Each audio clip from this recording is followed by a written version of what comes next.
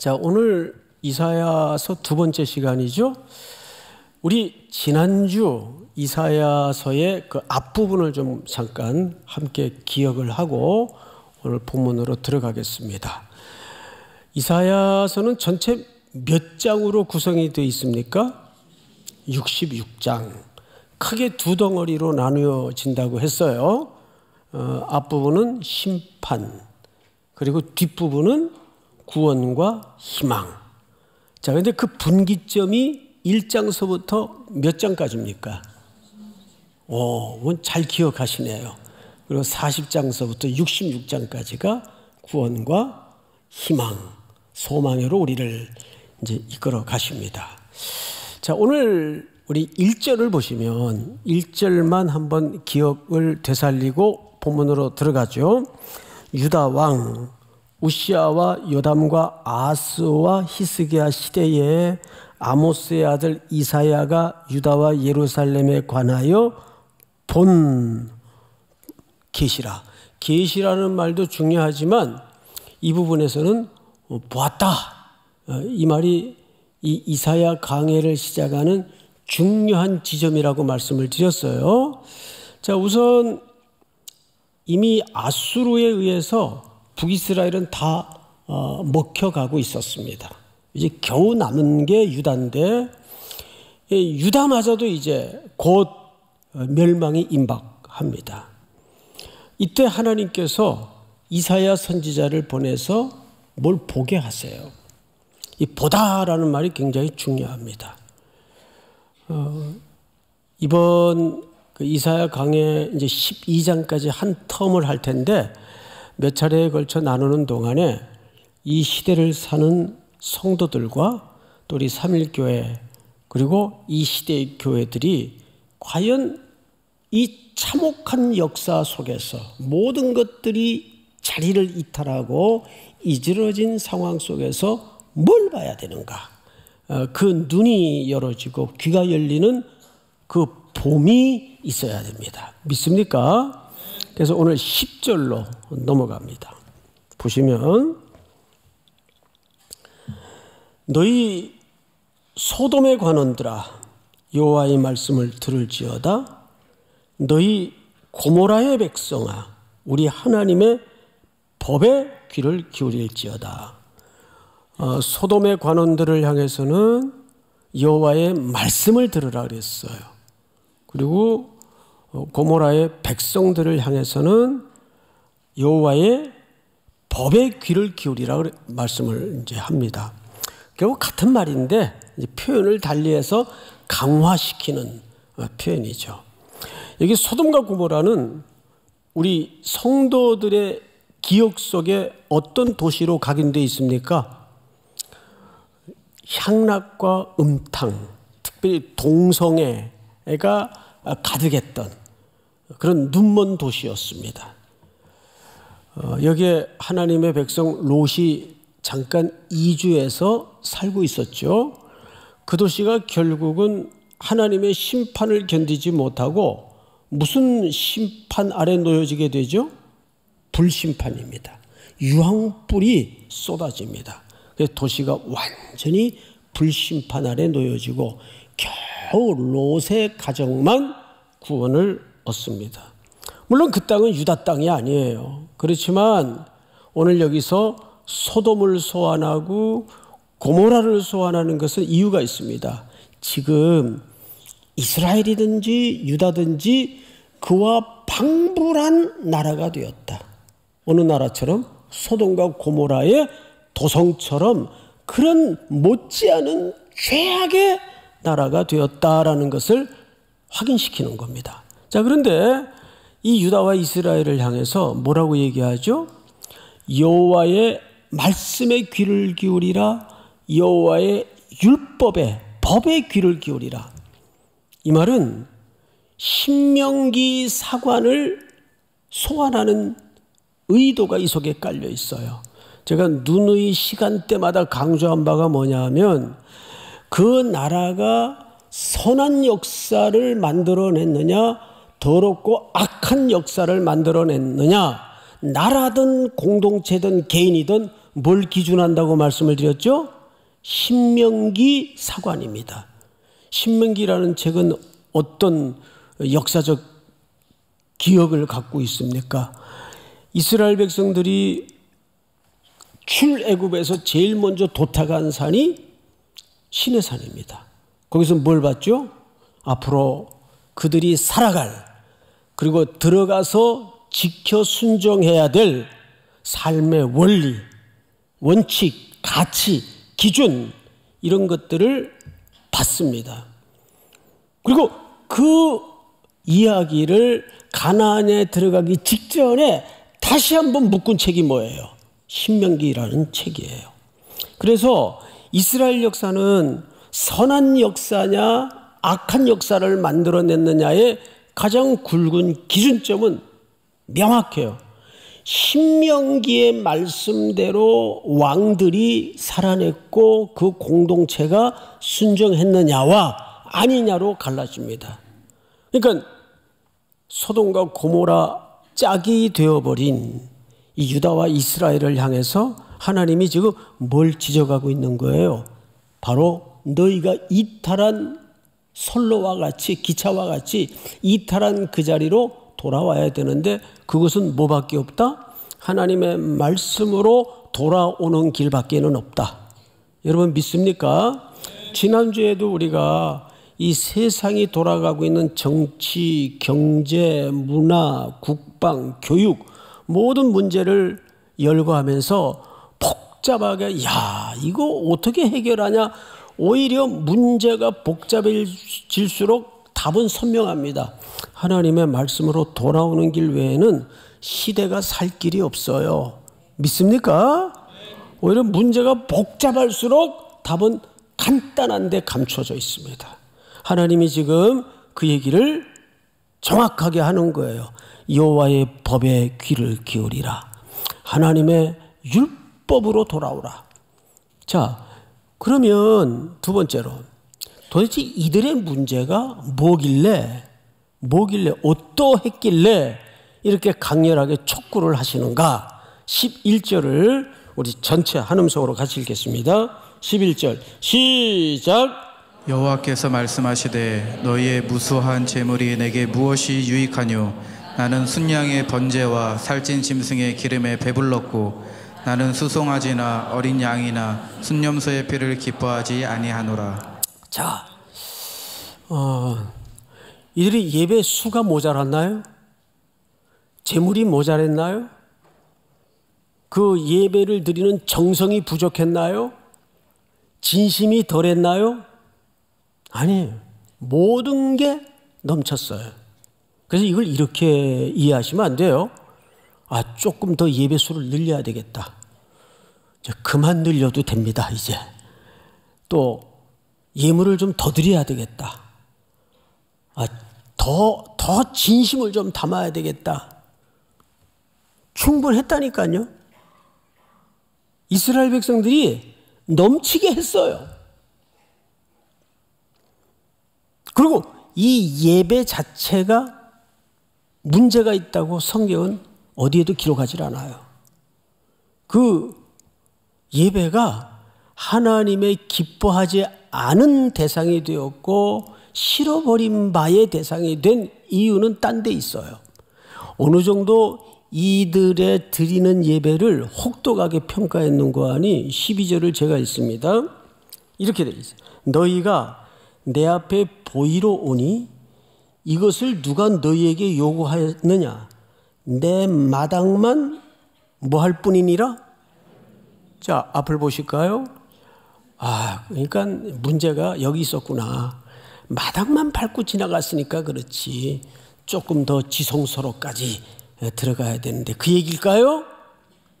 근데 여기 좀 미진한 해석이 하나 좀 고쳐져야 될 게 있는데 뭐냐면 여기 내 마당만 밟을 뿐이라 이 말은 정확한 워딩은 내 마당만 짓밟을 뿐이니라. 이게 얼마나 무서운 얘기인지 아세요? 그들의 그 넘치는 열기가 담아진 수많은 예배, 수많은 재물, 수많은 정성, 뜨거운 종교적 열심이 오히려 하나님의 마당, 하나님의 집, 성전을 무너뜨리고 짓밟고 파괴하는 행위가 되었더라 그 말이에요. 이게 얼마나 무서운 평가예요. 여러분들이 이렇게 먼 길을 찾아와서 예배를 드리는데 나중에 하나님이 그 예배를 이렇게 평가하시는데 내 집만 더럽히고 갔구나. 내 마당만 무너뜨리고 갔구나. 이게 짓밟는다는 얘기입니다. 왜? 어디에 문제가 있었을까요? 그리고 그 문제점을 알아야 되겠죠. 성경을 좀 보십시다. 13절. 헛된 재물을 다시 가져오지 말라. 분향은 내가 간이 여기는 바요. 분향도 예배의 순서죠. 월삭과 안식일과 이거 예배 종류입니다. 대회로 모이는 것도 그러하니 성회와 아울러 악을 행하는 것을 내가 견디지 못하겠노라. 아니 예배 자체가 무슨 악을 행하는 행위가 되겠습니까?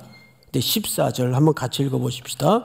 시작. 내 마음이 너희의 월삭과 정한 절기를 싫어하나니 그것이 내게 무거운 짐이라 내가 지기에 곤비하였느니라. 너희들이 절기 때마다 예배 때마다 나와서 예배를 드리는 그 모든 행위가 나에게 짐이 된다. 내가 마음이 곤비하다. 기뻐하지 않는다. 싫어버린 바 되었다. 이런 아주 적대적 표현을 쓴단 말이에요. 거기에 더 나아가서 오히려 내 집을 너희들이 지금 짓밟고 있다. 뭐가 어떻길래? 15절을 좀 볼까요? 너희가 손을 펼 때에 내가 내 눈을 너희에게 가리고 너희가 많이 기도할지라도 내가 듣지 아니하리니 이는 너희의 손에 뭐가 가득해요? 자, 앞을 보세요. 예배자들의 손에 피가 가득하대요. 그 이 피가 어떤 피일까요? 제물 드리기 위해서 제물 잡다가 흘린 묻은 그런 피를 얘기하는 걸까요? 자, 여기서 손을 얘기할 때는 정확하게 오목한 손입니다. 손을 펴서 하니까 이렇게 손을 피는 것처럼 되어 있는데 그런 손이 아니고 복을 구하기 위해서 하나님 앞에 이렇게 손을 오므려 가지고 정확하게 이렇게 만들어 드리는 손을 얘기합니다. 복 주세요. 이것도 좀 해결해 주세요.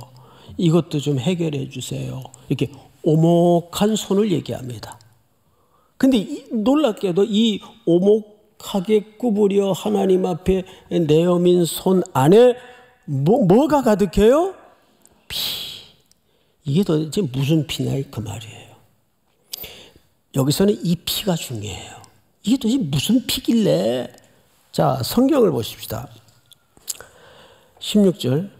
너희는 스스로 씻으며 스스로 깨끗하게 하여 내 목전에서 너희 악한 행실을 버리며 행악을 그치고 선행을 배우며 정의를 구하며 학대하는 자를 도와주며 학대받는 자를 도와주며 고아를 위하여 신원하며 과부를 위하여 변호하라 하셨느니라. 자, 앞을 보십시다. 이 피의 실체가 살금살금 얼굴을 드러내죠? 이런 거예요. 우리 예레미야 7장을 한번 띄워주세요. 여기 보시면 배경 설명을 좀 하고 이 본문을 좀 읽읍시다.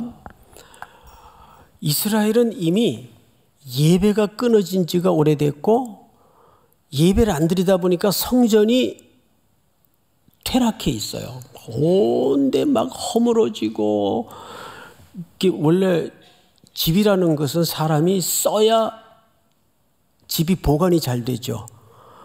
근데 사람이 들락거리지도 않고 예배도 안 드리다 보니까 곳곳에 곰팡이 쓸고 삭고 또 거미줄 쳐져 있고, 그래서 이래서는 안 되겠다. 그래서 성전 청소를 싹 시켰습니다. 근데 성전 청소를 하다가 이 헌금함에 누가 이렇게 쑤셔 놓은 말씀 두루마리를 발견해요. 그래서 그 두루마리를 왕에게 갖다가 주니까 그걸 사관이 읽는데 그 말씀 앞에 마음이 무너지면서 많이 웁니다. 아, 이 성전의 예배가 끊어진 지가 오래되었구나. 그래서 그냥 주보 새로 만들고 찬양대원들 쫙 다시 뽑아가지고 찬양대 성가대 옷 입히고 성전 거미줄 걷어내고 곰팡이 쓴 거 닦아내고 해서 이제 드디어 이제 우리도 예배를 회복하자 해서 찬양대원들은 찬양대석에 앉고 또 안내하는 사람들은 주보 들고 저 문 밖에서 쫙 이제 오랜만에 끊어졌던 예배가 회복이 되는데 그때 하나님께서 예레미야 선지자를 그 성전 문 밖에다가 보냅니다. 그리고 예배하러 들어가는 유다 백성들에게 경고를 날린 내용이 오늘 본문이에요. 이렇게 얘기합니다. 여호와께로부터 예레미야에게 말씀이 임하니라 이르시되 너희는 여호와의 집 문에 서서 이 말을 선포하여 이르기를 여호와께 예배하러 이 문으로 들어가는 유다 사람들아 여호와의 말씀을 들으라. 3절 다 같이 시작. 만군 여호와 이스라엘의 하나님께서 이와 같이 말씀하시되 너희 길과 행위를 바르게 하라. 그리하면 내가 너희로 이곳에 살게 하리라. 자, 여기서 보시면 너희 예배를 잘 드리라 그랬어요. 길은 뭐예요? 삶의 방식이죠. 행위를 바르게 하라 그랬어요. 길과 행위입니다. 다음 절 볼까요? 너희는 이것이 여호와의 성전이라 여호와의 성전이라 여호와의 성전이라 하는 거짓말을 믿지 말라. 너희가 만일 길과 행위를 참으로 바르게 하여 이웃들 사이에 정의를 행하며 다음 절 이방인과 고아와 과부를 압제하지 아니하며 무죄한 자의 피를 이곳에서 흘리지 아니하며 다른 신들 뒤를 따라 화를 자초하지 아니하면 다 같이 시작. 내가 너희를 이곳에 살게 하리니 곧 너희 조상에게 영원 무궁토록 준 땅이니라. 네, 시간이 없으니까 준비는 15절까지 했는데 그냥 여기서 자릅시다. 이들이 형식적인 예배가 무너져서 문제였습니까? 예배자로서 삶의 문제가 문제였습니까? 그렇죠. 그 삶은 어떤 삶이에요? 그들이 이웃들을 빼앗고 착취하고 연약하고 가난한 자들을 학대하고 악착같이 뺏어서 움켜쥐었는데도 그러니까 그들은 철철 피가 흐르는 거예요. 그러니까 그렇게 해서 그들이 손에 그런 약한 자들을 착취한 피가 가득한데 그 오목한 손을 하나님 앞에 내밀어서 또 뭘 달라는 거예요? 복을 달라는 거예요. 그러니까 하나님이 그 예배에 대해서 어떻게 정확하게 평가하셨습니까? 그거 나 싫다. 역겹다. 이제 그런 예배 하지 말자. 문 닫자. 이게 말라기 선지자의 고발 아닙니까? 그런 예배당이라면 예배하지 말자. 여러분, 예배 횟수가 중요한 게 아니고 헌금 많이 드리는 게 중요한 게 아니고 그런 형태적이고 형식적인 예배는 지나치게 열정과 종교적 열심을 동원해서 하는데 정작 그들이 하나님 앞에 나와 내미는 오목한 손에 보면 이웃들에게 거짓말해서 빼앗고 착취해서 빼앗고 이웃은 죽어나가는데 피를 흘리고 널브러져 있는데 그 피가 가득하더라 그 말이에요. 결국 이것은 예배의 정의를 우리에게 새롭게 던지는 과제입니다. 뭐가 문제였겠어요? 예배 숫자가 모자라서 정성이 부족해서 아니에요. 우리는 저 예배당 문을 없애야 돼요. 들어오든지 나가든지 모두가 하나님의 성전이란 말이에요. 골로새서에 보면 뭐라 그랬어요? 우리 요즘 저녁 예배 때마다 골로새서를 하는데 어려워요. 그런데 요지는 간단합니다. 그리스도는 만유이시니, 거기 파스라는 말을 썼어요. 헬라 말로 모든 것이다 그 말이에요. 그리스도는 만유이시니 만유 안에 계시니라. 하나님과 그리스도는 성전 안에만 계시는 분이 아니란 말이에요. 믿습니까? 그리스도는 만유이시고 만유 안에 계신단 말입니다. 그러니까 우리는 하나님의 그리스도의 형상으로 이 세상이 만들어졌기 때문에, 하나님의 형상으로 인간은 빚어졌기 때문에, 모든 그들이 그 후에 타락이 찾아와서 그렇지, 희미하게나마 이 만유 속에는 누구의 형상이 박혀 있어요? 하나님의 형상과 그리스도의 형상이 박혀 있단 말이에요. 그러니까 힘없는 노인의 그 슬픈 눈동자 속에서도 우리는 누구의 형상을 만날 수 있어야 됩니까? 누군가의 도움 없이는 오늘 떼거리를 굶을 수밖에 없는 그 약자들의 눈빛에서도 누구의 시선을 만나야 될까요? 그리스도의 시선을 만나야 된단 말이에요. 내가 굶주릴 때 너희가 먹을 것을 주었고, 그 얘기입니다. 무슨 소리인지 알겠습니까? 내가 갇혔을 때 너희가 나를 돌아봐 주었고, 내가 벗었을 때 너희가 나에게 입을 것을 주었다. 근데 의인들은 우리가 언제 그랬어요? 이렇게 대답을 하죠. 왜? 그들은 하나님의 형상대로 지은 이 창조의 세계에 대한 본능적인 다가섬이 있었다는 거죠. 그걸 우리는 은혜라고 설명합니다. 그런데 이 유다 백성들과 이스라엘 백성들은 형식적이고 형태적인 예배에만 국한돼 있어서 저 문을 나가서는 그 백성들의 것을 빼앗고 피 흘리는 것도 안중에도 없고, 그 피가 가득한 손을 펼치고 들어와서 또 복 주세요, 복 주세요. 그러니 하나님이 얼마나 열받겠어요. 그런 예배 하지 말자, 이제 그만하자, 이렇게 된 거예요. 자, 17절을 보세요. 선행을 배우며 뭘 구하라 그랬습니까? 정의, 이 미시파트라는 말을 썼어요. 미시파트. 근데 이 미시파트라는 말이 우리 개역개정에는 정의로 번역이 되어 있는데, 우리 총신 신대원 구약 신학자인 우리 김희석 교수님은 이 부분을 공의로 해석을 했어요. 공의. 그 뭐 정의나 공의나 그게 그 말 아닌가? 좀 달라요. 이 미시파트라는 말을 공의로 해석하면, 이 공의라는 말은 사회적 관계를 설명합니다. 그러니까 정의나 공의는 비슷한 어감을 갖고 있지만, 공의, 미시파트라는 말로 해석을 하면 이게 사회적 관계를 얘기하는 거예요. 그러면 정의는 뭐예요? 하나님과 피조물 간의, 신과 하나님 백성 간의 관계를 설명하는 겁니다. 이 둘의 개념은 별개의 것일까요? 하나의 이야기일까요? 하나의 이야기입니다. 즉 이런 얘기가 되는 거죠. 하나님과 관계가 바르게 설정되어 있는 성도는 자연스럽게 누구를 향하여 손을 내밀 수밖에 없을까요?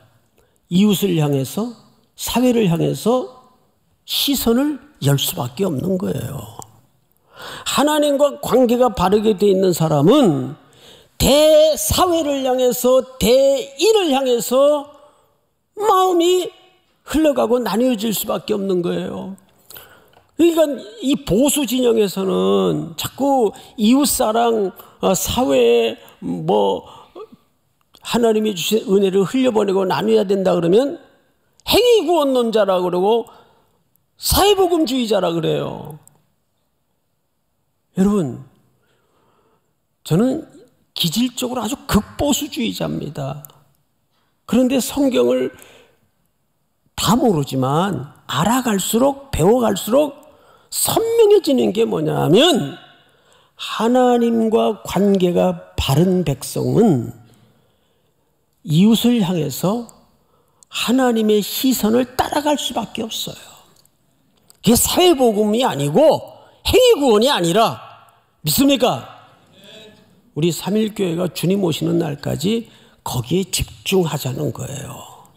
언제까지 교회가 자기네들끼리만의 리그에 매몰되어서 개토화되어서, 여러분 요즘 그 드라마든지 무슨 글이든지 가십거리 속에 문제만 터지면 한국교회를 뭘로 묘사하고 있습니까? 빌런. 한국교회가 우스갯거리가 돼 있잖아요. 예? 그 금자씨라는 영화 있죠? 너나 잘하세요 그러잖아요. 아주 그거보다 명징한 고발이 없어요. 너나 잘하세요. 어쩌다가 한국교회가 이런 빌런의 조롱거리가 된 거예요. 어떻게 하면 좋겠어요? 어떻게 해야 될까요? 그래서 성경은 이렇게 얘기합니다. 18절. 여호와께서 말씀하시되 오라 우리가 서로 뭐하자. 자, 앞을 보시고 변론하자는 말은 법정인 용어인데 이런 뉘앙스를 갖고 있죠. 자, 그러면 너희가 옳은지 내 말이 옳은지 한번 따져보자 그 말 아니에요. 변론하자는 말은. 그런데 항상 삼위 하나님께서 이 글을 인격을 가진 우리들에게 설명을 하실 때는 여기에 워딩을 잘 이해하셔야 됩니다. 우리 신명기 30장을 한번 띄워주실까요? 내가 네게 진술한 모든 복과 저주가 네게 임함으로 네가 네 하나님 여호와께로부터 쫓겨난 모든 나라 가운데서 이 일이 마음에 기억이 나거든. 뭐와 뭐를 둔다 그랬죠? 복과 저주가 네게 임함으로. 그 복이 임하고 저주가 임하니까 거기서 선택을 하라 그 말이겠죠? 자, 그런데 이 얘기를 비슷하게 여호수아서 24장으로 넘어가서 그러므로 이제는 여호와를 경외하며 온전함과 진실함으로 그를 섬기라. 너희의 조상들이 강 저쪽과 애굽에서 섬기던 신들을 치워버리고 여호와만 섬기라. 다음 절 다 같이 시작. 만일 여호와를 섬기는 것이 너희에게 좋지 않게 보이거든 너희 조상들이 강 저쪽에서 섬기던 신들이든지 또는 너희가 거주하는 땅에 있는 아모리 족속의 신들이든지 너희가 섬길 자를 오늘 택하라. 오직 나와 내 집은 여호와를 섬기겠노라 하니. 자, 너희가 섬길 자를 오늘 택하라. 그러면 선택하라 그 말 아니에요.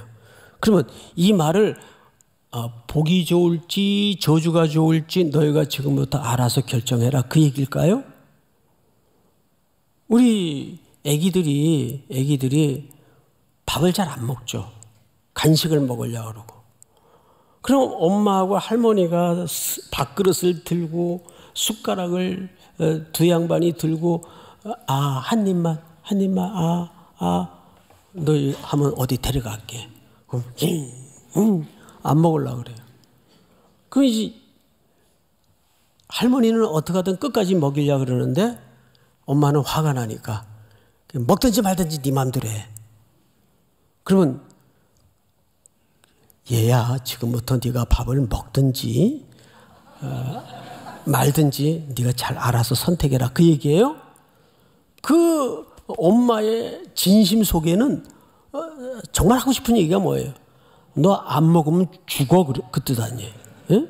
너 안 먹으면 죽어. 그 얘기야. You have no choice. 어? 그 얘기 아니에요. 이 얘기가 지금 자 우리가 한번 네 말이 맞나 내 말이 맞나 한번 따져보자. 이 따져보자는 얘기예요. 잘 보세요 본문을. 18절 오늘 본문을 보세요. 변론하자. 너희의 죄가 주홍 같을지라도 눈과 같이 희어질 것이요 진홍같이 붉을지라도 양털같이 희게 되리라. 너희가 즐겨 순종하면 땅의 아름다운 소산을 먹을 것이요 너희가 거절하여 배반하면 칼에 삼켜지리라. 여호와의 입의 말씀이니라. 거절하든지 순종하든지 알아서 해라 그 얘기예요. 하나님께로 돌아오는 길 외엔 답이 없다 그 얘기 아니에요. 이미 그 답을 오늘 본문 첫 절에서 했죠. 여호와의 법에 귀를 기울이라. 여호와의 말씀에 귀를 기울이라. 이 길 외에는 답이 없다는 얘기예요. 우리 삼일교회 공동체가 이 시대에 진정한 남겨진 자가 되어서, 그 우리가 잘나서 남겨둔 게 아니에요. 하나님의 은혜로 택함을 입고 남겨진 자가 되어서 다시 한번 이 민족을, 이 시대를 그리스도 앞으로 향도하고 이끌어. 그리스도가 길입니다. 그리스도가 생명입니다. 그리스도만이 해답이십니다. 이거를 목 놓아 전하고 우리의 삶 속에서 그것을 구현해낼 수 있는 은혜와 순종이 있기를 주의 이름으로 축복합니다. 우리 이 시간 다 같이 한번 서신 채로 짧게라도 이렇게 기도하십시다. 오늘 이 예배의 말씀을 통해서 오라 우리가 변론하자. 결국 하나님께서 우리에게 기회를 주시겠다는 말씀입니다. 우리가 머리에 숯불을 쌓는 삶을 끝내고 다시 한번 하나님 앞에 이 민족이, 이 시대가 말씀 앞으로 우리의 삶의 문제까지를 확장시켜 참된 예배자로 돌아오게 하여 주시옵소서. 나 하나만을 위한 복을 구하는 소화적인 신앙생활을 이제는 스탑하고 이웃을 바라보며 하나님의 마음이 머무는 곳에 우리 교회에 순종이 머물 수 있도록 이끌어 주시옵소서. 내 일터 모든 삶의 영역에 만유의 주 되신 그 그리스도께서 만유 안에 계심을 기억하고 온 세상이 성소가 되게 하시고 경배의 대상, 예배의 대상이 그 안에 그리스도가 존재해 계심을 우리가 눈떠 바라볼 수 있는 참된 그리스도의 비전에 열망하게 하여 주시옵소서. 우리 한번 주여 부른 다음에 기도합니다.